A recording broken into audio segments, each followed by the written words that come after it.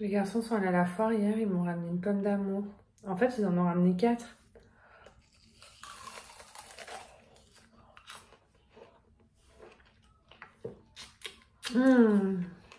C'est trop bon.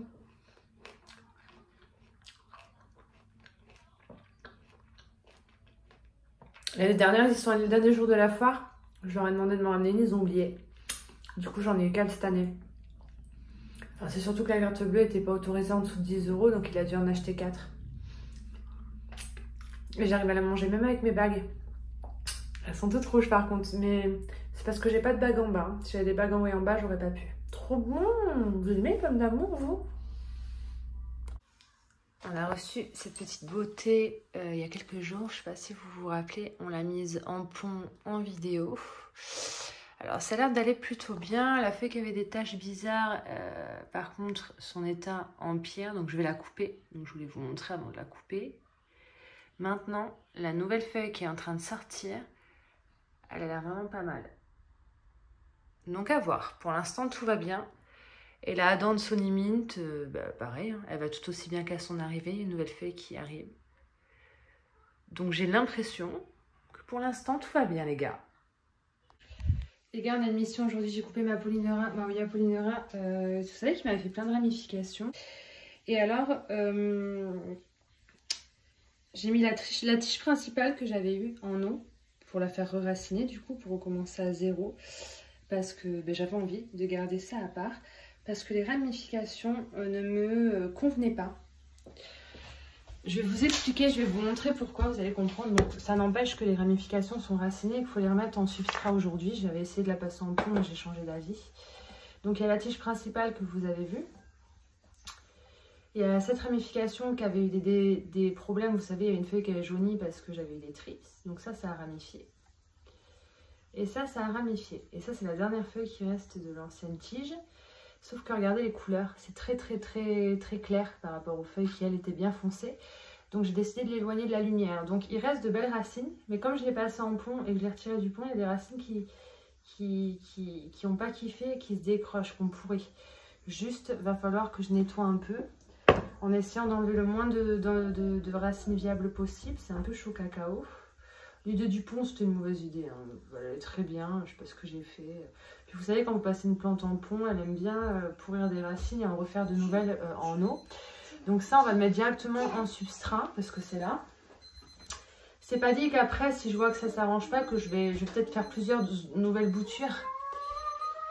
J'ai donné un minuteur à Evan, il adore jouer avec, mais le problème c'est que ça va biper tout le long de ma vidéo, parce que je le connais, il aime bien faire biper cette merdouille. Arrête de le faire biper, je suis en train de filmer. Donc il faudra que je trouve un tout petit cache-pot en plastique pour rempoter ça dans mon substrat spécial Oya de Cibotanica qui contient du charbon actif, mais je vais en rajouter un peu parce que j'en ai commandé sur le site Plants. Donc ce serait une bonne idée d'en rajouter un peu. On n'a jamais trop de charbon. Comme je vous l'ai dit dans ma vidéo précédente, le charbon actif, ça aide à ce que les racines ne pourrissent pas en cas de problème. Voilà. Ça protège un peu du pourrissement racinaire. Ah ben j'ai un petit pot là. Ça va être très bien, il n'y a pas besoin de le rempoter dans beaucoup plus gros. Elle a toujours été en sphène, elle a toujours bien vécu. Mais là, ça, j'ai envie d'essayer de le mettre en substrat de suite. Je vais préparer tout ça. J'ai Evan avec moi, hein, bien évidemment. Parce que vous savez que la semaine, je ne travaille pas. C'est monsieur qui travaille, Abel est à l'école. Mais j'ai mon petit, donc je suis désolée. Je peux pas genre fermer la porte et le laisser tout seul faire sa vie. Genre s'il a envie d'être avec moi pendant que je fais ça avec vous, il a le droit. Je ne peux rien dire. Je vais faire pas mal de mélanges parce qu'on a d'autres Oya rempotés. Vous savez les dernières que j'ai achetées. Je me suis fait une petite tasse de chicorée les gars. Dans mon super mug. Vous-même vous savez. C'est vraiment trop bien ça pour attraper le substrat. Bon, je vais faire mon petit mélange dans un petit bol. J'en aurai pas assez là, faudra en refaire. Donc, j'étais en train de vous montrer le charbon actif. Alors, attendez.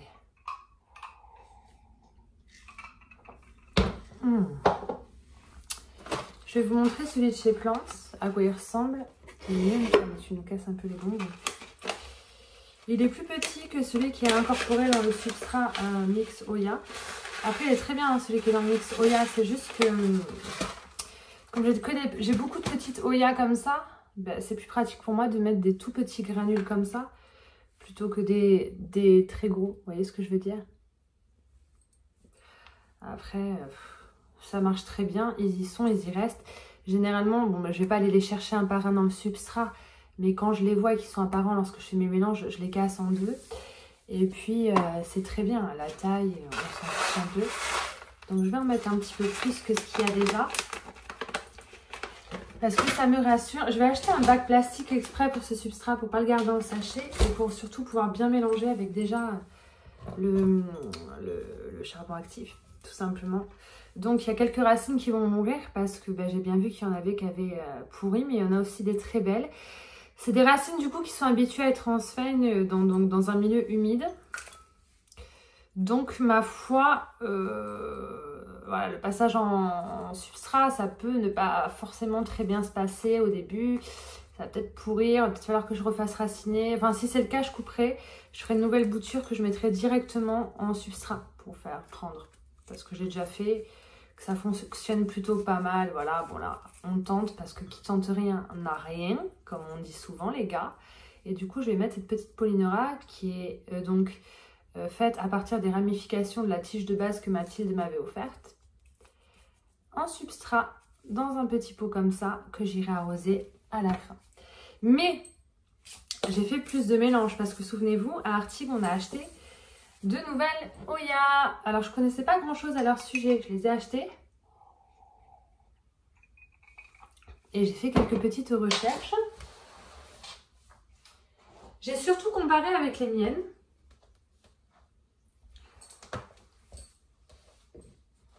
Et elles n'ont rien à voir, justement, avec les miennes. Je me posais des questions. Je me disais, oui, par exemple, cette petite Flamingo Dream, je me disais, c'est un nom commercial qu'ils ont mis pour qu'on ait très envie de l'acheter, mais c'est peut-être une Crimson, tout simplement. Elle ressemble vraiment à une Crimson au niveau de ses taches et un petit peu aussi au niveau de ses feuilles, même si on voit quand même que c'est pas la même chose. Vous savez, en magasin, on l'a mise à côté de la Crimson pour la différencier. Je vais vous montrer ma Crimson parce qu'elle est un peu grosse, ça va être un peu chiant, mais je vais vous montrer comme je peux. Voilà ma Crimson Queen, une des rares Oya que j'ai acheté en grand format à Artigues. Normalement, je les prends en bien plus petite, mais celle-ci, elle m'a tellement plu en grand format. Et alors, vous voyez au niveau des feuilles, en regardant que les feuilles qui sont vertes, hein, c'est vert à bord blanc, bon. Elle a plus de blanc, la mienne. Est-ce qu'il y a des feuilles qui ressemblent à ces feuilles-là? Oui, il y en a quand même, attendez.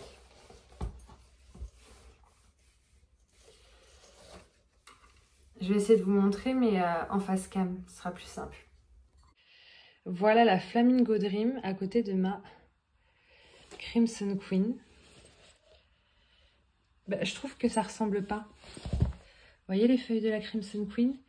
Là, elles ont l'air bien plus plates, bien plus lisses.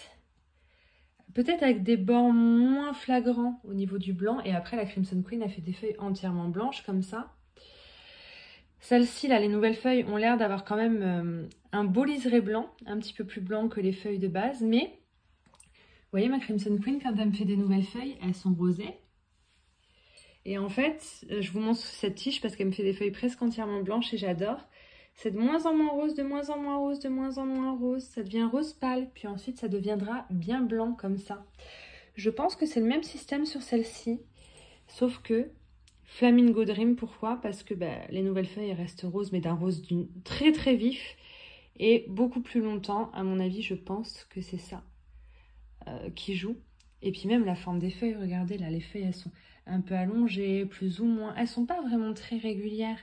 Là, elles m'ont l'air quand même à peu près régulières une fois matures. Je ne sais pas encore. On va voir ce que deviennent ces deux feuilles bien roses dans l'avenir. Et puis, si celle-ci, elle me fait une nouvelle feuille bientôt et qu'on peut vous la filmer dès le début. Vous voyez, là c'est une nouvelle feuille. Elle n'a pas fini de grandir, mais elle n'est pas très rosée, quoi. Cette tige est incroyable. J'en suis trop fan. Elle est vraiment belle. Ouais, donc je sais pas. J'ai jamais vu de feuilles aussi vives sur celle-ci. Parce que... Alors, à moins qu'elle l'ait été beaucoup plus, là, avant de pâlir, mais je les aurais vues quand même.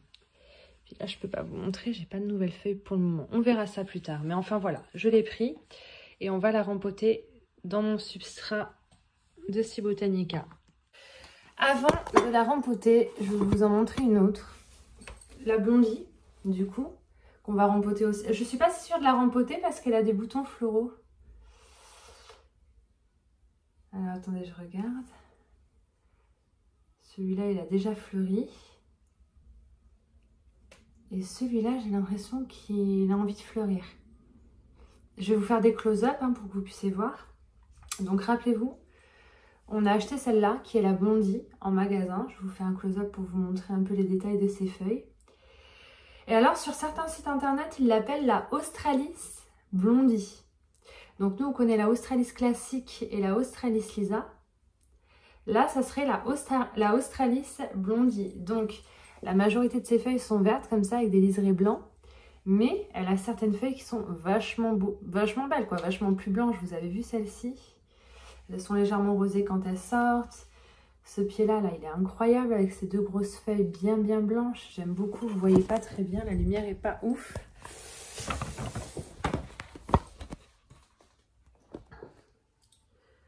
Vous avez vu ces deux feuilles-là, comme elles sont belles?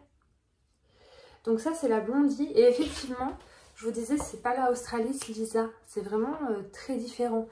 Puisque si vous remarquez, vous avez vraiment du vert foncé et du blanc. Vous voyez, vert foncé, blanc. Un peu comme les couleurs de la Crimson Queen. Alors que sur la Australis lisa, comme je vous disais dans ma vidéo en jardinerie, elle fait plusieurs tons de vert, vous voyez. Elle est vraiment très tachetée, la feuille, elle fait vraiment plusieurs tons de vert. Jusqu'à 3 à 4 tons de vert par feuille. Je ne vais pas trop la coller, mais voilà, ça n'a absolument rien à voir avec la blondie qui est verte avec des liserés blancs. C'est dingue que je ne l'ai pas connue avant. Si elle est aussi simple que les Australis, enfin aussi simple. Moi, la Australis lisa me fait la misère. Ça, c'est tout ce qui reste de ma Australis lisa. Ce pied-là qui a survécu en pont. Parce que vous savez, il y a des cochenilles, j'ai drôlement traité et tout. Là, j'ai un pied qui était en fait une ramification, mais qui me fait des feuilles presque entièrement vertes. En même temps, elle n'est pas collée à la lumière. Ça doit jouer, vous me direz. Là, j'avais fait une bouture de 2 feuilles de la Australis lisa. Les 2 feuilles étaient incroyables et j'avais tenté en eau, ça a super bien, bon je pense que vous pouvez le voir, ça a super bien raciné, il n'y a pas besoin de le préciser. Mais par contre, c'est devenu une Australis classique, ça me sort des feuilles bien vertes. Ce qui n'est pas grave parce que ça c'est ma bouture sauvetage si je perds le reste de mon pied de Australis lisa qui est là.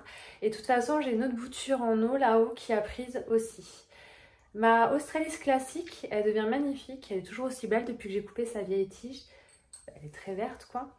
Je vais vous mettre une vidéo, enfin une photo où on voit donc Australis classique, Australis lisa et Australis blondie, que vous puissiez vous rendre compte un peu de la différence des feuilles. Après, au niveau du toucher, de la texture, de la fermeté et de la forme de la feuille, c'est quand même vachement similaire. Je ne suis pas du tout étonnée qu'on appelle celle-ci Australis. Après, comme il y a beaucoup d'avis qui divergent et que c'est pas une Oya qu'on voit partout sur internet, est-ce que c'est bien une Australis? Moi, j'ai pas beaucoup de doutes quand je la vois. Alors, j'ai pas vérifié s'il y avait des nuisibles. J'ai vérifié à la va-vite, mais je pense que je les aurais vus s'il y en avait eu. Alors, elle, je vais pas la rempoter maintenant pour la simple et unique raison que elle a des pédoncules. Vous voyez? Là, elle a un pédoncule. Et puis, elle en a un là-haut. Est-ce que vous le voyez là? Où il y a mon pouce, même si c'est pas net, il y en a un. Et ils sont super beaux.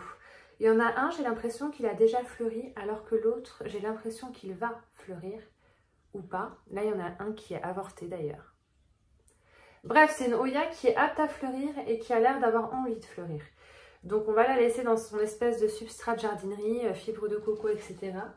Je vais quand même m'arranger pour lui trouver un cache-pot en attendant. Un cache-pot blanc, ça me plairait parce que j'aime pas du tout son pot. Je l'avais payé donc 15,50 €, ce qui n'est pas cher. Elle est vraiment très belle. Je regrette pas du tout de l'avoir achetée. Quand je l'avais vue en photo avant de l'avoir en vrai, elle me faisait pas envie parce que je la trouvais très banale. Et puis finalement, je suis bien contente. Je lui donnerai une bonne douche lorsque je l'arroserai la première fois. Mais voilà quoi. Ah, il y a aussi un petit pédoncule là. À moins que ce soit celui que je vous ai déjà montré. Ce qui nous fait un. Je vous en ai montré 2. 1, 2, 3. Du coup, il y en a 3. Et on voit que ça a déjà fleuri.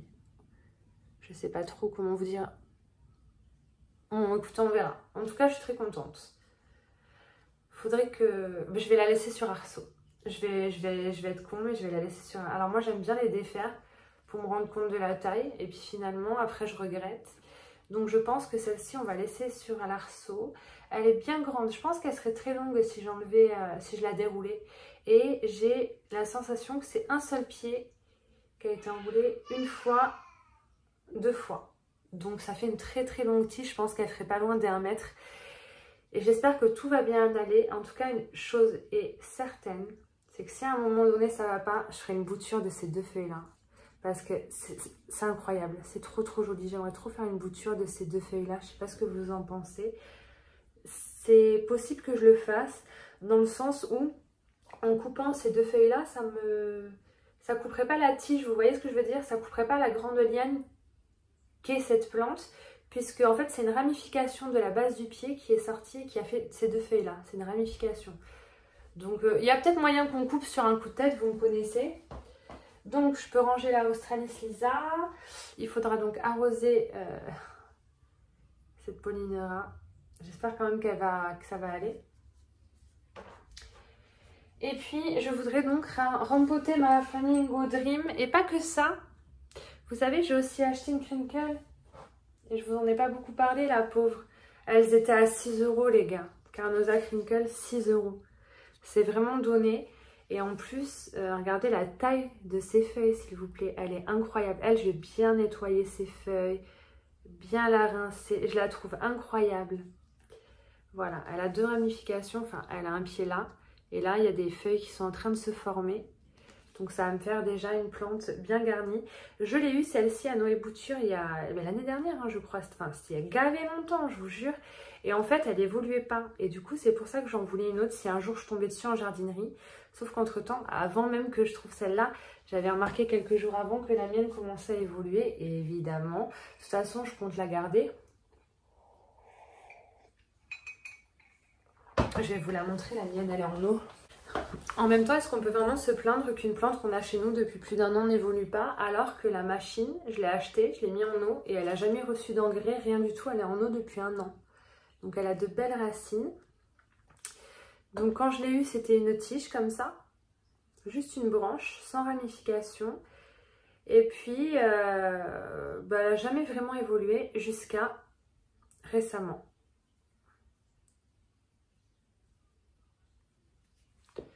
Voyez là, ça pousse enfin. Le bout de cette plante pousse, alors que je m'en suis jamais occupée, hein. Je l'ai plus maltraitée qu'autre chose. Elle est toute brillante parce qu'elle est poisseuse de produits, parce qu'à chaque fois que j'ai des nuisibles chez moi, elle fait partie de celles que je traite, bien évidemment, parce que je les traite toutes en général. Elle est un peu poussiéreuse, il faudrait que je la nettoie. Et ma foi, elle va plutôt bien, ce serait bien de la faire monter sur un petit tuteur en bois. Elle est hyper droite, vous voyez, elle se tient bien. Donc peut-être que je pourrais la garder en la faisant grimper sur un tuteur. Et mettre celle-là dans le même pot. Oh, je sais pas trop. Je vais les séparer. Je suis contente qu'elle évolue quand même parce que je commençais vraiment à en avoir sérieusement marre. Je vais aller bien la nettoyer, mais je vais attendre. Mettez de l'eau chez vous. Mettez des récipients d'eau. J'ai plein de moucherons qui viennent crever dans l'eau. Faudrait que je mette des bassines d'eau partout. Bon bref, voilà. J'avais une Crinkle 8. Je vous en parlais jamais. Et maintenant, j'en ai une deuxième avec des feuilles beaucoup plus grosses. Et j'aime beaucoup. Je suis très contente. Juste, je voudrais la rempoter dans du substrat Cibotanica et si possible dans un pot plus petit. De toute façon, l'autre qui est en eau, il faudrait la rempoter aussi à un moment donné. Bon, depuis 1 an où ses racines sont dans l'eau, les passer en substrat, je sais pas trop. Je sais pas trop si j'ai raison. On va la dépoter déjà, là, la nouvelle, pour voir. Alors, elle n'a pas du tout besoin d'arrosage, le substrat est humide. Du coup, ce serait complètement con de la rempoter maintenant. Je vais attendre qu'elle sèche une première fois. Parce que vous savez, ce qui est bien quand vous rempotez une plante dans le nouveau substrat tout sec, c'est bien de pouvoir arroser, quoi. Sauf que là, elle n'a vraiment pas besoin d'être arrosée, donc je pense qu'on peut attendre facile 2-3 semaines. Hein. Oh putain, après le froid va arriver, je suis sûre, dans 2-3 semaines. Bon, on va pas la rempoter, j'ai changé d'avis. Je vais lui trouver un petit cache-pot et elle va rester là-dedans aussi. Et on va voir si la Flamingo Dream, elle n'a pas besoin d'arrosage non plus, elle est trempée celle-ci. Bon, moi je vais pas rempoter, je vais attendre. Je vais garder mon petit mélange comme ça, je vais le remettre dans le sachet. Ah là, les moucherons ils commencent à m'emmerder, hein, parce que comme il a fait moins chaud, il a fait plus froid, que tout est resté plus longtemps humide, les petits moucherons des Fafa là, les petits, il y en a partout. Bon, en même temps, j'aide pas, hein, parce que mon Anthurium Muckeri variegata avait toutes ses racines qui avaient pourri, tu n'avais pas vu, en pont. Heureusement, il n'est pas mort parce qu'il me fait une nouvelle feuille et qu'il est en train de créer une nouvelle racine déjà. Mais toutes les racines pourries, je peux vous dire que ça a attiré un sacré nombre de moucherons. Donc, je pense qu'il y a d'autres plantes à droite à gauche qui ne doivent pas aller très bien. En fait, je le vois parce qu'il y a des moucherons qui volent autour. Et ça, c'est forcément un problème d'arrosage, enfin, trop d'arrosage ou problème de séchage entre deux. Donc, on devait, sur cette vidéo, rempoter des plantes. On ne va pas le faire. Vous voyez là, avant de vous montrer ma Royalisa, mon Australis Lisa. Je viens de vous la montrer, ni vu ni connu en vous disant c'est tout ce qui reste. Mais c'est parce qu'au moment de la prendre pour vous la montrer, je me suis aperçue qu'il y a une tige qui était, il n'y a plus qu'une feuille, toute pourrie. Vous voyez, j'ai enlevé une tige, mais ça je vous l'avais pas dit. J'ai oublié.